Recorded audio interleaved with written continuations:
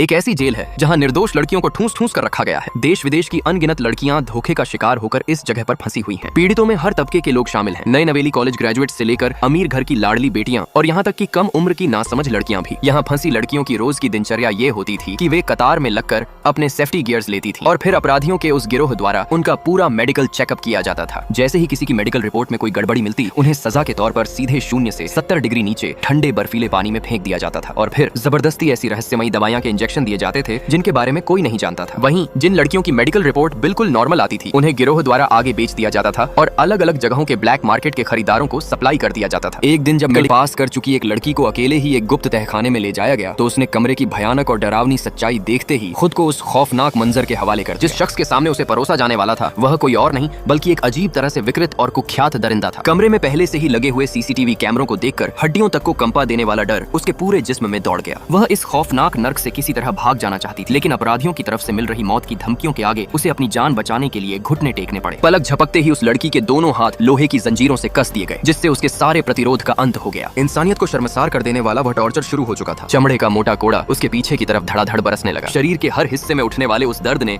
उसे ऐसी दयनीय स्थिति में ला दिया जहां जीना मुश्किल हो गया था। 2 दिनों से ज्यादा समय तक चले इस अमानवीय जुल्म के बाद आखिरकार उसकी मानसिक ताकत पूरी तरह टूट गई और वह खुद को संभाल न पाई, फूट फूट कर रोने लगी। पास ही मौजूद एक और पीड़ित साथी ने आगे बढ़कर उस जख्मों से भरी लड़की को चुप कराया और ढांढस बंधाया। ठीक उसी पल उस लड़की के मन में उस नरक से हमेशा के लिए भाग जाने का पक्का इरादा मजबूत हो गया। एक दिन अपराधी उसे फिर से एक जाने पहचाने ग्राहक के पास भेजने लगे। जाने से पहले बदमाशों ने उसे कई बार धमकाया और चेतावनी दी कि अगर उसने भागने की कोशिश की तो उसे तुरंत मौत के घाट उतार दिया जाएगा। लेकिन लड़की जानती थी कि यही उसकी इकलौती जिंदगी बचाने की आखिरी उम्मीद है। जब अपराधी ड्राइंग रूम में आपस में व्यस्त थे और देखरेख में थोड़ी ढील हुई तो अचानक कमरे से एक दर्दनाक चीख गूंज उठी। बदमाशों ने तुरंत कुछ गड़बड़ होने भांपा और दौड़कर कमरे के अंदर पहुंचे, लेकिन तब तक लड़की वहां से गायब हो चुकी थी। अपने पीछे आ रहे दुश्मनों की आहट भांपकर लड़की ने अपनी बची खुची ताकत के साथ भागना शुरू कर दिया और रास्ते में एक गुजरती हुई वैन को रोककर उसमें सवार हो गई। 2 दिन और 2 रातों तक लगातार भागते दौड़ते रहने के बाद आखिरकार वह उन अपराधियों के चंगुल से पूरी तरह आजाद हो चुकी। इसके बाद उसने सड़क किनारे लगा पब्लिक टेलीफोन ढूंढ निकाला। 2.5 साल के उस नर्क जैसे जीवन को झेलने के बाद उसने आखिरकार अपने घर का वो नंबर डायल कर ही लिया जिसके लिए वह दिन रात तरसती रहती। आराम और अनगिनत मुश्किलों को पार करने के बाद वह बदनसीब लड़की आखिरकार उस नरक के बंधनों को तोड़कर अपनी आजादी वापस पाने में कामयाब हो गई। और आप चैनल को सब्सक्राइब कर लो भाई।